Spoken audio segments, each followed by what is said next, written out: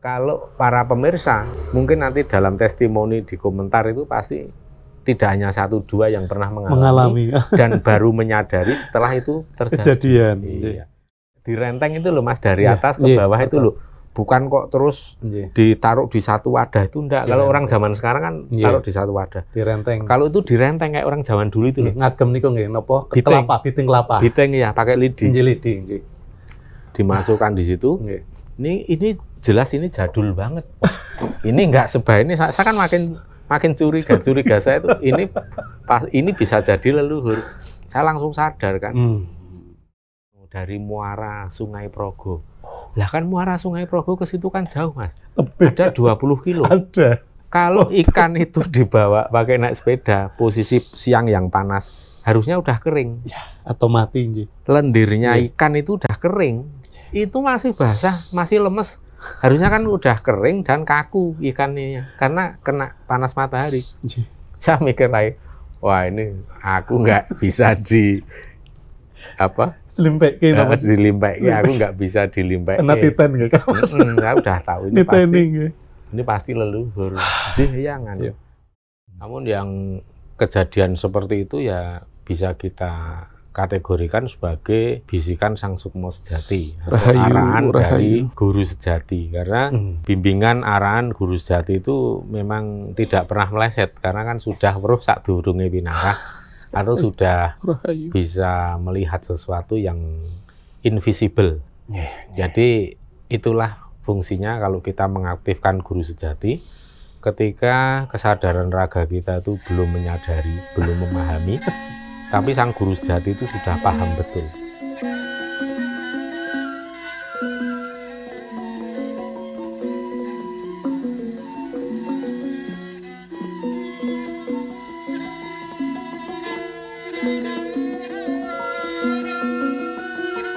Jumpa lagi para pemirsa YouTube Surya KKS yang budiman di seluruh Nusantara, bahkan dimanapun saudara berada. Salam sejahtera, salam kebajikan, Om Swastiastu, Namo Buddhaya, salam, salam, rahayu. Semoga kita semua dalam keadaan sehat berkas waras, ayo main tentrem, lancar rezekinya, tansah pinaringan sih wiloso, saking ngersaning Gusti Ingkang Maha Agung. Kali ini saya bersama dengan Mas Mahfud. Beliau sudah doktor, sebentar lagi hanya hitung hari, beberapa hari lagi sudah resmi sebagai dokter, dan saya ucapkan selamat sudah ACC semua ya Mas. Ada beberapa yang akan kita bicarakan, kita perbincangkan di sore hari ini, dan tentunya tadinya kita mau ngobrol aja berdua, tapi kiranya akan lebih bermanfaat kalau ini nanti apa yang kita obrolkan itu kita share ke publik, supaya saudara-saudara, supaya teman-teman juga bisa mengambil pelajaran mana yang sekiranya bermanfaat, monggo untuk diaplikasikan. Dan bagi yang belum selaras atau belum bisa memahami atau ada yang tidak sepakat dengan apa yang saya sampaikan, itu juga monggo, tidak apa-apa, karena kita hidup ini punya banyak pilihan dan punya pandangan yang berbeda-beda. Tetapi apapun yang kita sampaikan ini tentunya tetap pada pakem ngelmu Jawa, yaitu ngelmu kasunyatan. Jadi kita tidak berani untuk sekedar berbicara melambung tinggi sebatas teori, tetapi kita diusahakan untuk selalu membumi dalam setiap pembahasan berbagai macam hal yang terutama saat ini yang sedang hangat kita hadapi bersama. Monggo Mas Mahfud. Assalamualaikum warahmatullahi wabarakatuh. Waalaikumsalam warahmatullahi wabarakatuh. Om Swastiastu, Namo Buddhaya. Salam, salam, salam kebajikan, salam sejahtera buat kita semua, salam damai, rahayu, rahayu sagung tumati, berkah dalam.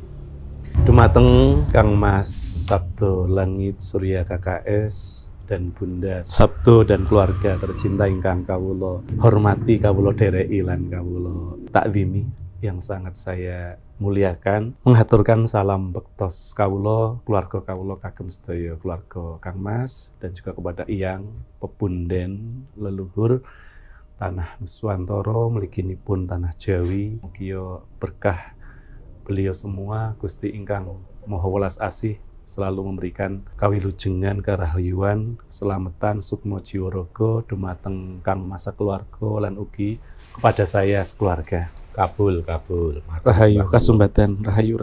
Yang kedua kalinya Kang Mas, ada beberapa hal nanti satu persatu pada nyuwun ngangsu kawruh dipun kula wentah. Mohon arahan baik dari sukma jiwa raga batin zahir lahir. Langsung kawula badhe saya mau menanyakan mungkin satu-satu dulu biar langsung nanti dipun berikan penjelasan arahan poin per poin. Poin yang pertama Kang Mas, mohon penjelasan tadi kepada seluruh pemirsa setia dari Surya KKS dan seluruh bangsa Indonesia dan dunia tentunya. Pengalaman saya yang direct atau langsung Kang Mas. Tadi saya mau pulang dari kantor, kemudian melewati ada terminal Ngabean yang untuk kalau menuju ke Malioboro berhenti di situ, kemudian mungkin banyak berjalan kaki. Dan mau pulang ke rumah di daerah Sewon Bantul Kang Mas, ya tinggal lurus, tahu-tahu di Jokteng, pojok benteng barat utara atau Kulon Ler. Saya bahasa mungkin akademik atau filsafatnya dapat vision mungkin melihat ada Kang Mas hadir gitu secara energi, frekuensi, vibrasi. Nah, tanggap ing sasmito, saya menanyakan ke diri saya apakah kadawan sowan. Nah gitu. Nah, pas sampai Jokteng, lah mobil kok belok kiri, Mas.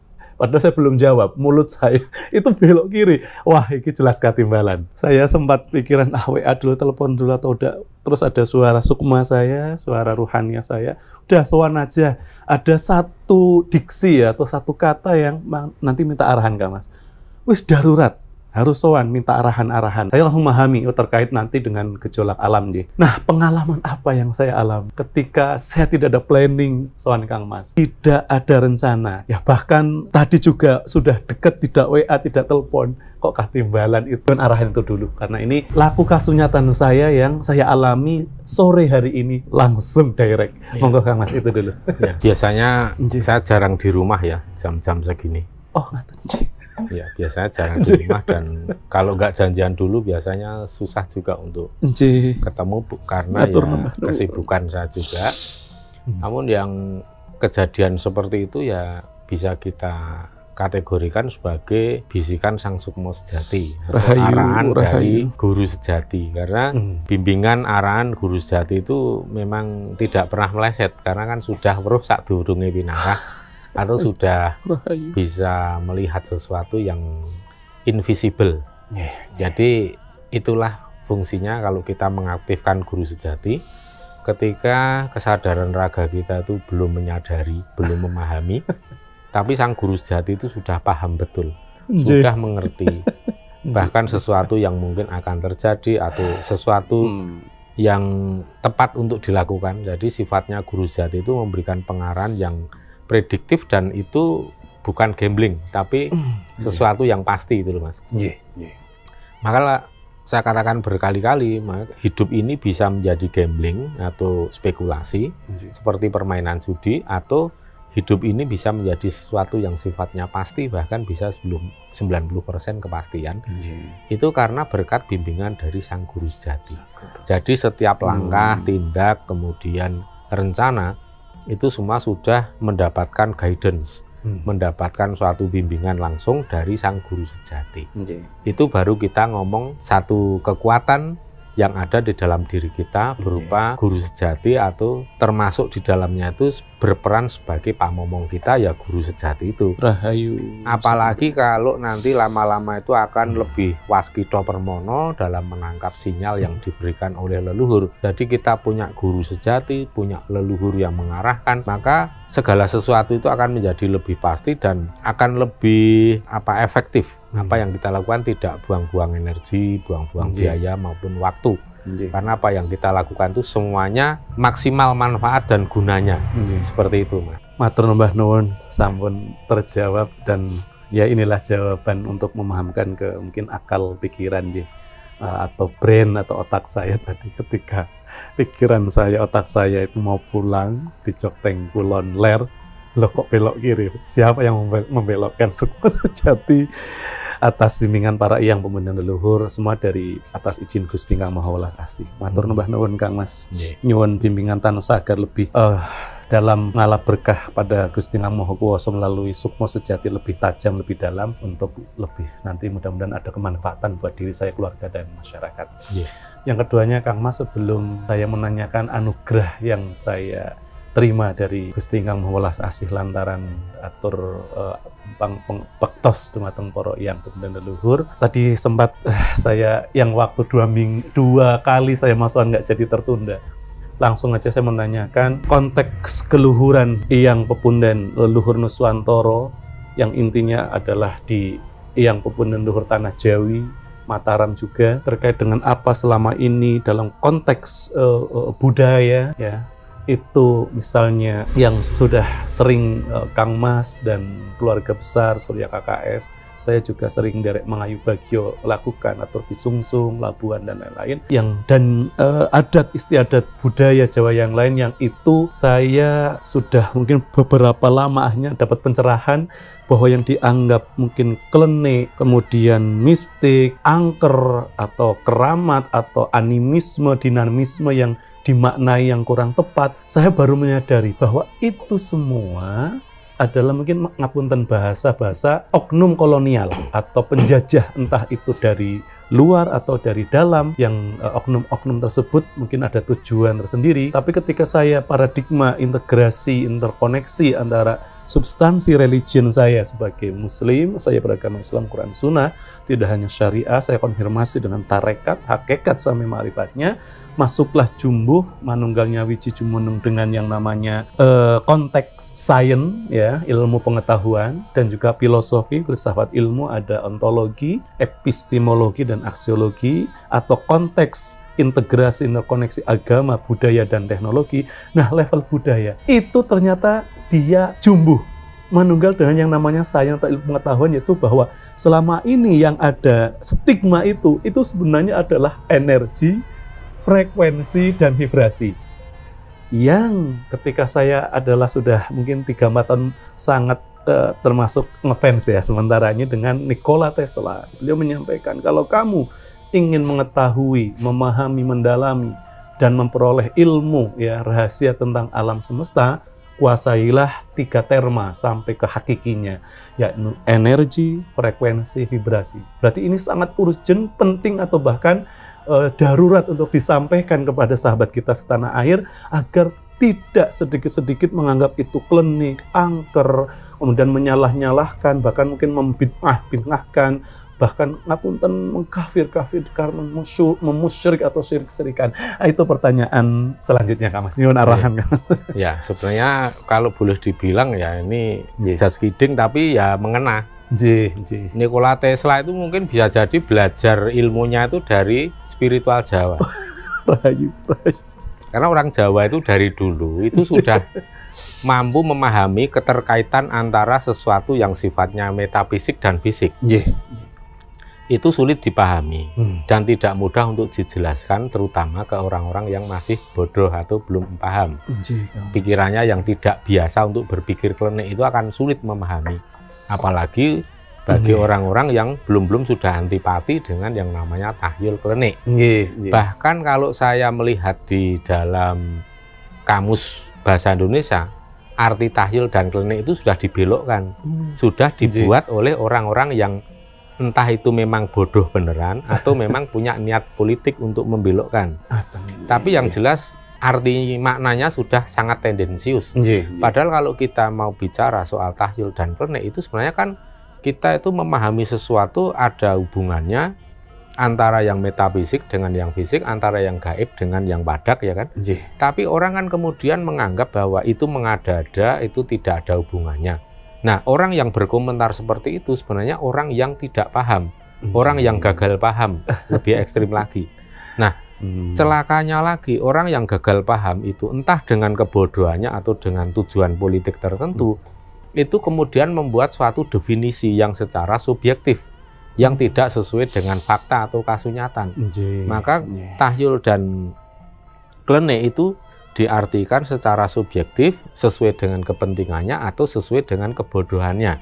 Oleh sebab itu muncullah stigma yang sifatnya negatif yang kemudian mencap orang Jawa itu tahyul klenik itu adalah bid'ah khurafat, ya kan? Yang kemudian disepadankan dengan makna bahasa Arab yang sangat negatif.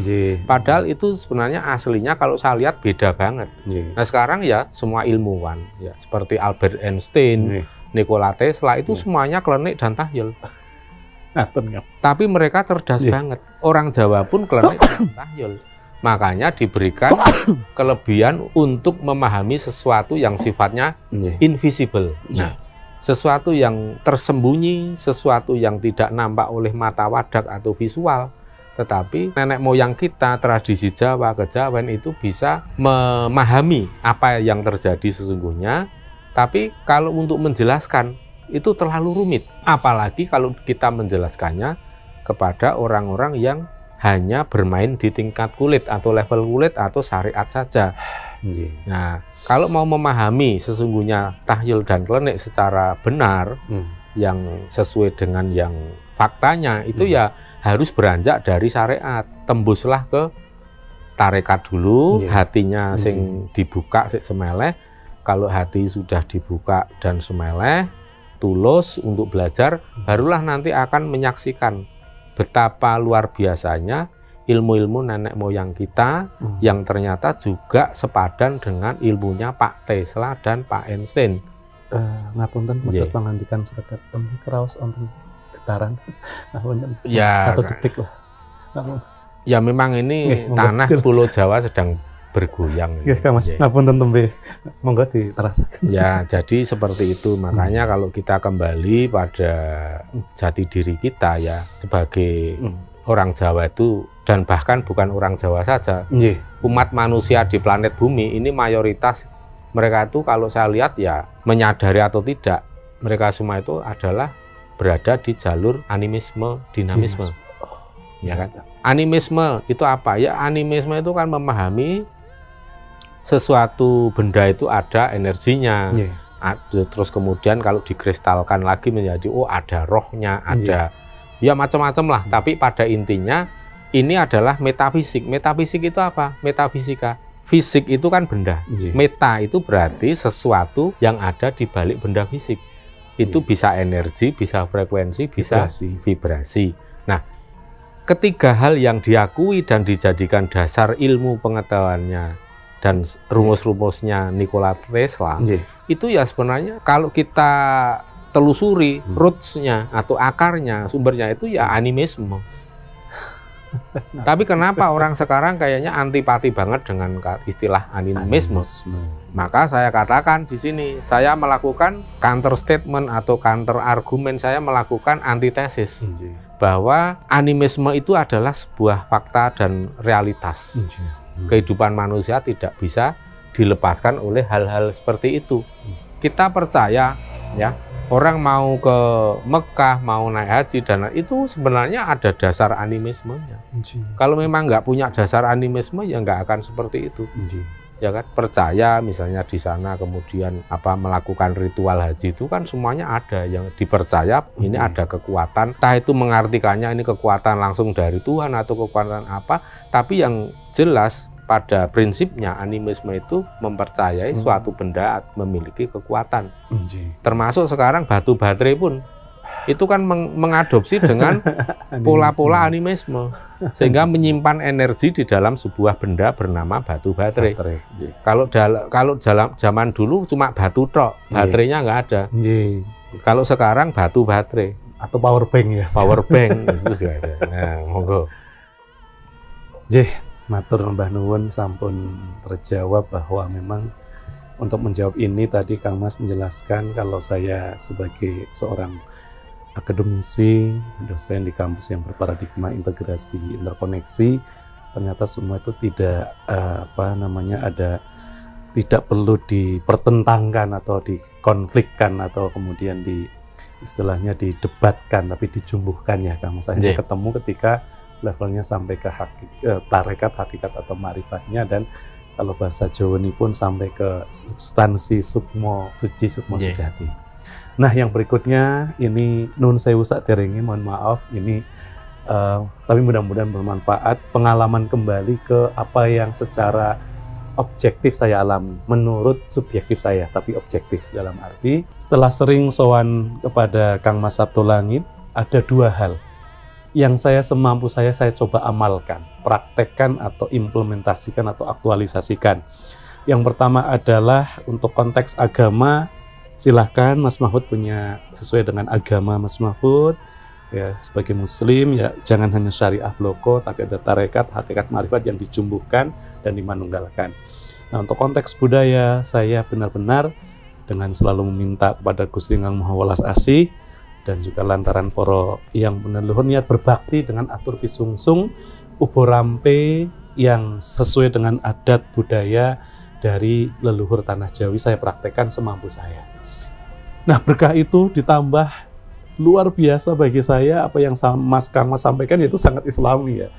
Perbanyak bersedekah, sodaqotun jariyatun. Kalau bahasa Arab itu bahasa hadisnya Rasul kan ada 3 perkara yang kalau itu diamalkan itu akan ganjaran, pahalanya itu akan mengalir sampai kita meninggal dunia terus. Itu yang pertama adalah ilmu yang bermanfaat, yang kedua adalah bersedekah, sedekah jariyah tadi, yang ketiga punya anak putra putri yang soleh solihah ya, atau kalau pakem Jawi laku becik bener tur bener nggih Kang Mas itu.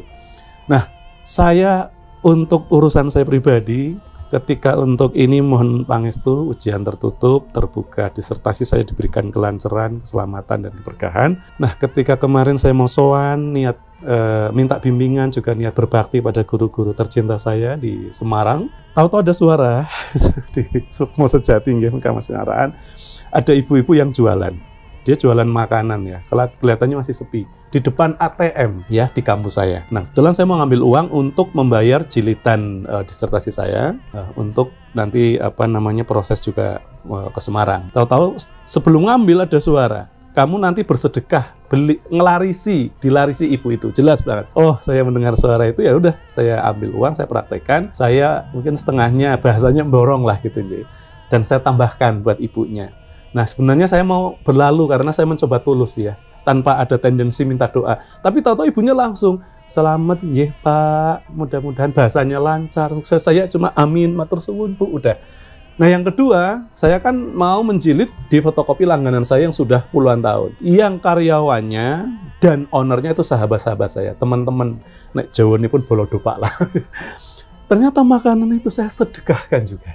Yang ketiga, ketika menuju ke Semarang, saya baru ingat didhawuhi mengambil foto wisuda guru tercinta saya, karena putranya mungkin kuliah di Jogja, di salah satu studio foto di Jalan Ring Road Utara menjelang Jalan Kaliurang. Saya niat berbakti, birrul walidain bahasa kami di agama Islam ya. Nah, setelah itu saya berjalan. Nah, itu udah melewati batas yang itu kan hari Rabu, hari Kamis mau berjumpa beliau dikasih waktu pukul 1 gitu ya.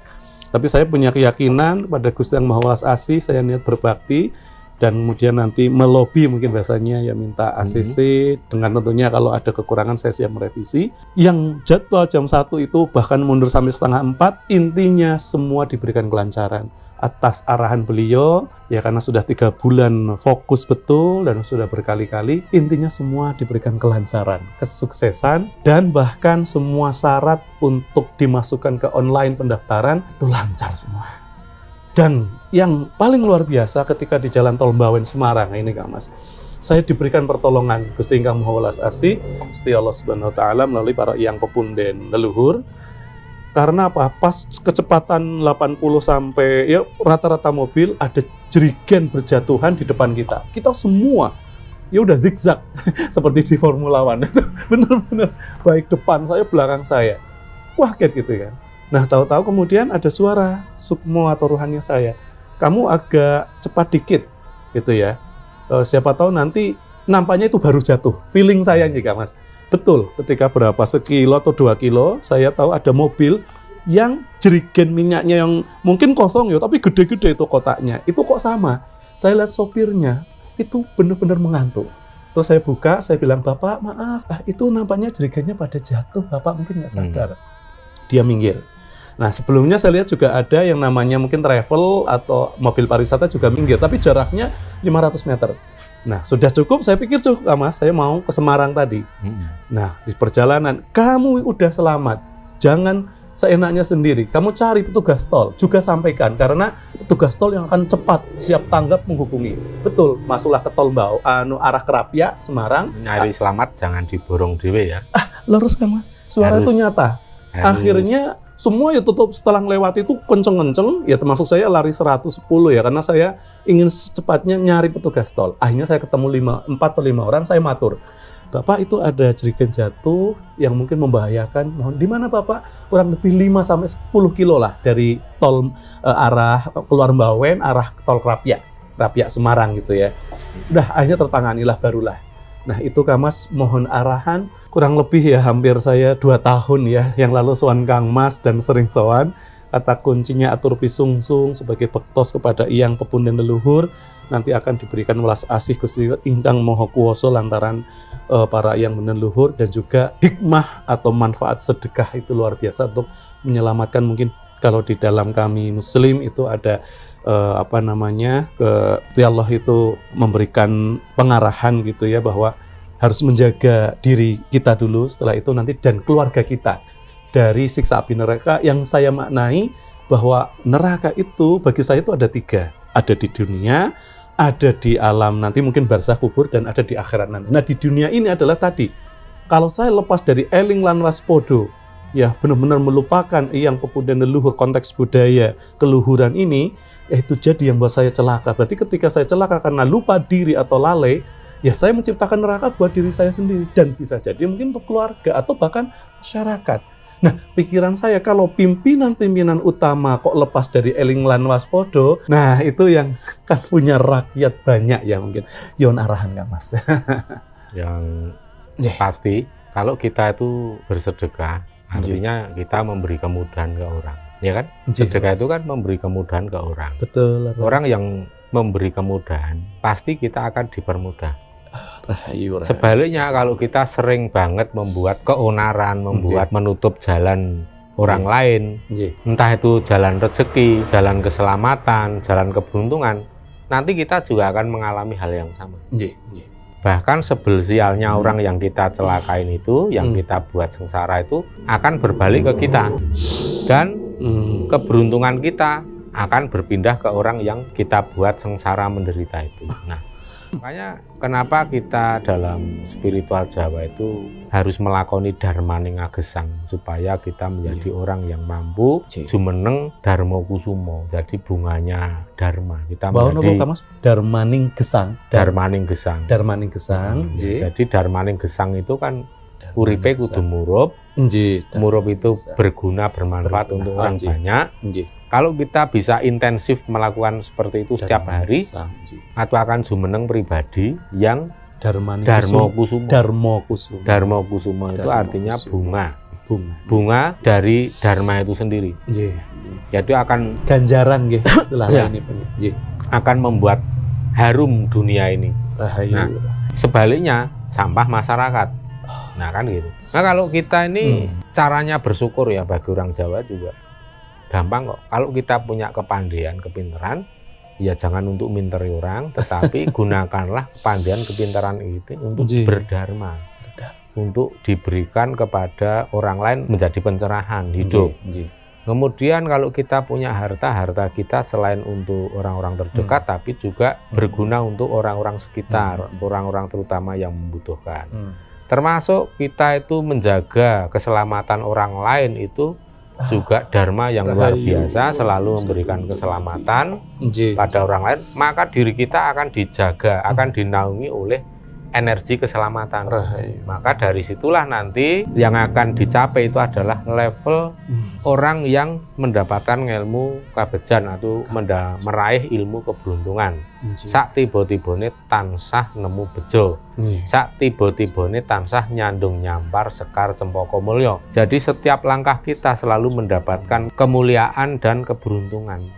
Itu ilmu yang tertinggi orang Jawa itu sebenarnya keselamatan dan keberuntungan itu. Keselamatan dan keberuntungan. Nah, kalau itu kita lakukan ya seperti Mas Mahfud kan juga mengalami, membuktikan sendiri langsung ya kan, seperti tesis disertasi juga langsung di ACC dengan mudah, semuanya sudah tanda tangan, tinggalin nanti satu langkah lagi mencari jadwal ujian tertutup. Kalau ujian tertutup itu nanti sudah mendapatkan jadwal, baru kemudian nanti kan ujian terbuka itu kayak orang tinggal resepsinya ya kan, tapi untuk akad nikahnya yang sakralnya nanti tertutup itu. Nah, kalau saran saya ya jangan lupa tetap untuk nyuwun pengesu ke para leluhur pada orang tua supaya nanti jadwalnya itu segera bisa muncul sebelum tahun baru sudah beres semua, Mas. Amin, rahayu. Dan tadi yang dilakukan itu kan mungkin dari rangkaian dharma. Terus kemudian di saat-saat yang genting itu ketemu ibu-ibu sudah sepuh. Sampun sepuh. Sekitar usia berapa? Sekitar usia yang pasti beliau nampaknya 70-an. 70-an. Ya. Jual makanannya apa aja, Mas? Ada makanan tahu, yang tahu bakso itu digoreng. Terus wonten setelah tahu goreng itu kayak keripik singkong atau keripik tempe, saya lupa. Ya, pokoknya makanan kering gitu ya. Dan satu lagi Kak Mas, ternyata ketika kan ada satu yang mau tak makan ya di mobil untuk perjalanan. Itu di mobil dimakan semut, akhirnya kemudian saya akan semut, dan ada 1-2 yang tak taruh di luar. Terus ada suara, yes men bagi-bagi karo semut sing di depan kampus. Karena semut pun hewan kan itu. Memberi kehidupan kepada seluruh makhluk hidup kan. Waktu setelah habis beli makanan tadi, waktu meninggalkan lokasi, ibunya masih ada nggak? Masih. Jadi saya mau langsung meninggalkan ibu itu ya karena mencoba ingin tulus ya, tapi ketika mau beranjak ibu itu langsung mendoakan karena beliau muslimah ya, pakai jilbab itu, Bapak mudah-mudahan doanya tuh selamat lancar semua. Nah setelah itu ya udah saya kemudian pergi ke fotokopi, saya sudah nggak melihat lagi, maksudnya nggak coba nengok dan makanannya tak kasihkan karena di momen-momen yang sangat genting atau darurat itu kadangkala memang leluhur itu seperti ngetes, terutama leluhur yang sedang ingin membantu kita, leluhur yang ingin jangkung jampangi atau membimbing mengarahkan, membantu kita itu biasanya pakai ngetes segala, menyamar iya. Kadang leluhur itu bisa menyamar menjadi seseorang yang kita itu lihat orang itu enggak, peduli enggak, perhatian enggak ya. Kalau kita perhatian, kita peduli ya nanti berkah yang lebih besar akan didapat. Tapi kalau tidak ya wes segitu aja. Itu saya sering banget seperti itu kejadian. Bahkan kadangkala barusan kita ambil suatu tindakan, entah itu memberi uang atau membeli dagangannya, begitu kita masuk ke kendaraan, kita toleh, orangnya sudah nggak ada. Tapi ada sesuatu yang bisa menjadi ciri-ciri ya, bisa menjadi penanda. Pasti di situ kalau kita cermati nanti kalau sudah kulino itu akan tahu. Karena ada sesuatu yang janggal. Kejanggalan itu misalnya ini saya contohkan. Dulu waktu saya dapat jauh ke Kanjeng Ratu Kidul untuk ngatur ke labuh Bisungsung yang sederhana, saya waktu itu nolong orang, saya harus beli jarum sama benang. Nah di Jalan Parangtritis di daerah ini, Bakulan atau apa ya? Bakulan. Oh, yang Barongan? Bukan, yang ada jaket kulit itu apa? Oh alah, Manding. Manding. Nah, sebelum perapatan Manding, itu saya kan merapat ke kiri. Itu istri turun ke toko kecil dan ditanya di situ ternyata jual benang dan jarum. Nah, tapi di situ saya kok melihat ada bapak-bapak yang sudah sepuh ya sekitar 70-an tahun. Pakai sepeda, tetapi posisinya berhenti dan ngeliatin saya dari ketutupan kaca kan. Kaca ini kan agak gelap. 70%, 80% kan enggak sulit melihat ke dalam. Kita mah bisa melihat. Tapi yang dari luar kan sulit. Tapi kok tatapan mata itu langsung ke kita. Saya sudah curiga. Rahayu. Ini kayaknya bukan sembarang orang. Saya langsung turun. Nah, dia itu bawa ikan mujair, Mas. Ikan wader, gede-gede segini. Iwak kali. Iwak kali masih seger. masih seger banget, masih lemes gitu. Padahal waktu itu jam 2 siang dan panas. Saya tanya, Pak, ikan mau dijual, mau badhe disade? Nggih, monggo ngersakaken pinten Pak? 7.000. Itu hanya direnteng itu loh Mas, dari atas ke bawah itu loh. Bukan kok terus ditaruh di satu wadah, itu enggak. Kalau orang zaman sekarang kan taruh di satu wadah. Direnteng. Kalau itu direnteng kayak orang zaman dulu itu loh. Ngagem niku nggih napa? Kelapa, biting kelapa. Biting ya, pakai lidi. Lidi, dimasukkan di situ. Ini jelas ini jadul banget. Ini enggak sebaya ini. Saya kan makin curiga saya itu ini bisa jadi leluhur. Saya langsung sadar kan. Terus satu lagi yang janggal. Saya tanya, Pak, ini ikan dari mana? Ini kok ulam saking pundi? Oh, ini dari muara Sungai Progo. Lah kan muara Sungai Progo ke situ kan jauh, Mas. Ada 20 kilo. Ada. Kalau ikan itu dibawa pakai naik sepeda, posisi siang yang panas, harusnya udah kering. Ya, atau mati. Lendirnya ikan itu udah kering. Itu masih basah, masih lemes. Harusnya kan udah kering dan kaku ikannya karena kena panas matahari. Saya mikir lagi, wah ini aku nggak bisa dilimpek, aku nggak bisa dilimpek. Kena titan nggak? Saya udah tahu ini pasti leluhur. Eyang saya lamangginnya langsung eyang. Eyang nganu ngersaken pinten eyang, nganu 7.000 langsung kita kasih aja malah lebih. 70 berarti pitulungan. Berarti ini ada leluhur yang mau membantu saya. Rahayu. Ya sudah. Habis itu begitu saya sudah bawa tas yang ada lapisan aluminium foil itu loh Mas, di bagasi. Itu langsung saya masukkan di situ. Saya tutup kan biar nggak bau anyir kan. Udah langsung begitu jalan itu kan lampu merah pas hijau.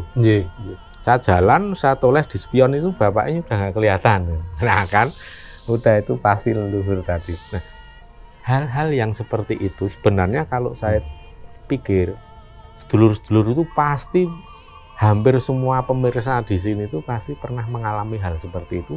Cuma tidak menyadari bahwa itu sebenarnya leluhur. Mboten niteni. Wong pernah kok Kanjeng Panembahan Senopati lewat depan rumah. Rahayu. Ibu kan baru keluar pagi-pagi. Iri kabari. Tanya gitu. Lah kan yang bilang seperti itu kan biasanya temennya SD. Terus langsung mikir, temen koncoku SD sapa ya itu?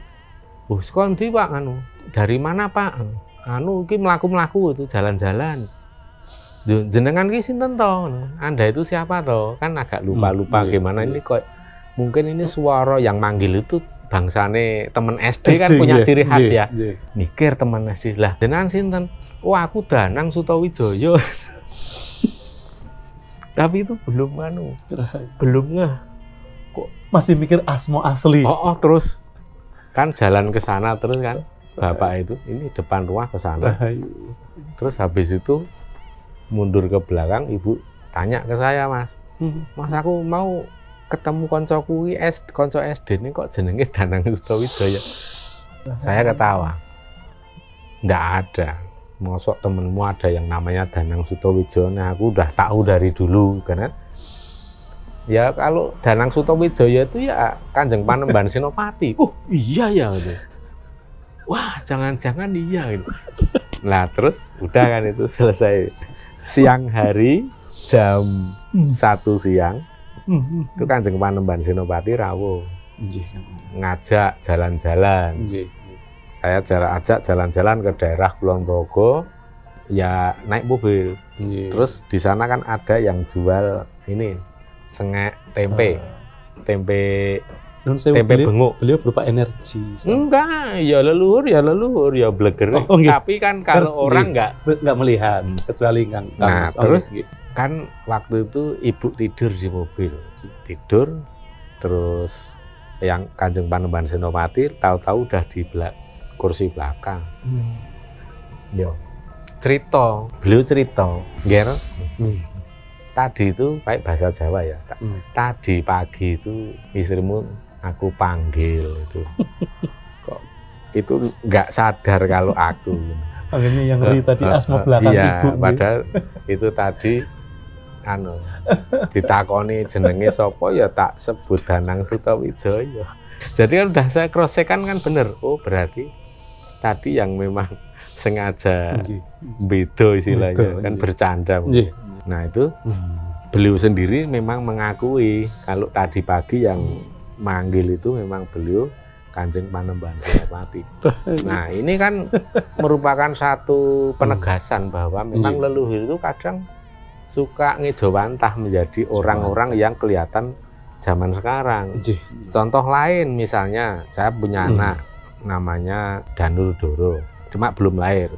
Itu kan sering diajak main sama Ki Ageng Mangir Wonoboyo. Kalau manggil kan Mbah Mangir. Itu biasanya jalan kemana itu, yuk jalan-jalan, apa jajan soto, maksudnya soto. Terus waktu itu jajan soto di Soto Rezeki Jalan Parangtritis. Yang apa Bakulan ke selatan itu Pundong lurus. Yang mau arah ke Canden itu, arah ke Parangkusumo apa itu kan. Nah, di situ jajan. Terus bakul sotonya itu tanya, "Nika putunipun, nika wayahipun apa, Mbah?" Rahayu. Jadi bakule soto itu tanya, "Ini cucunya apa, Mbah?" Itu. Berarti kan lihat, cuman kan mereka nggak menyadari kalau yang di hadapannya ini adalah Ki Ageng Mangir Wonoboyo ngajak putune cucunya. Jadi gitu loh yang seringkali kita tuh ada interaksi dengan leluhur pada saat ngejawantah. Rahayu. Tapi orang-orang yang tidak sadar. Nah, biasanya sadar-sadar itu belakangan. Loh, tadi ada orang jajan itu baru bayar kok tahu-tahu udah nggak ada, naik apa, datangnya naik apa, perginya naik apa, nggak ada yang tahu. Nah, biasanya orang baru sadarnya di belakang. Itu. Jadi kalau para pemirsa itu ada pengalaman seperti itu, biasanya kalau belum terbiasa seperti saya kan bukan lebih ampuh, lebih sakti itu enggak, cuman saya lebih terbiasa niteni seperti ini. Maka saya hafal lah gayane. Gerak apa namanya kebiasaan leluhur itu saya sedikit banyak tahu. Jadi kalau para pemirsa mungkin nanti dalam testimoni di komentar itu pasti tidak hanya 1-2 yang pernah mengalami dan baru menyadari setelah itu terjadi. Kejadian. Iya. Maka tadi seperti Mas Mahfud itu kalau menurut saya itu tidak menutup kemungkinan ya, bukan sesuatu yang mustahil bahwa itu ternyata sebenarnya leluhur yang saat ini mendampingi, mengiringi, membantu kelancaran semua. Dan itu gini Kak Mas, apakah konteks leluhur atau pepunden tadi itu dia bleger mewujud misalnya kayak si Simbah Kakung tadi di Jalan Parangtritis atau Simbah Putri, atau kadang bahasa saya apa cahaya, percik cahaya atau energi beliau lah yang tanpa disadari sebenarnya bisa masuk ke Simbah Putri tadi atau Simbah Kakung sehingga kayak bombong atau pripun. Enggak, artinya kalau yang dimaksud Mas Mahfud itu kan sukmane leluhur masuk merasuk atau lenggah di tubuh orang. Enggak. Itu memang beliau ngejawantah. Ngejawantahnya seperti itu, bukan di kalau tubuh orang ya nggak kuat tuh Mas. Oh, karena energinya besar. Iya, kalau orang zaman hidup makin sepuh leluhur. Kalau masuk ke badan orang zaman sekarang, berat banget. Kalau nggak kuat bisa mati, Mas. Makanya nggak sembarangan leluhur makin tinggi, makin sepuh itu ibaratnya kita ini punya raga di zaman sekarang gitu. Dan kita itu siapa? Kita juga belum gentur prihatin, terus masih lebay, masih baperan. Ya mana mungkin leluhur-leluhur besar kerso lenggah. Dan itu hanya orang yang punya wadah, dan tidak setiap orang itu punya wadah. Nggak bisa setiap orang kok kemudian dilenggahi kalinggihan leluhur itu belum tentu bisa. Harus yang punya wadah gitu.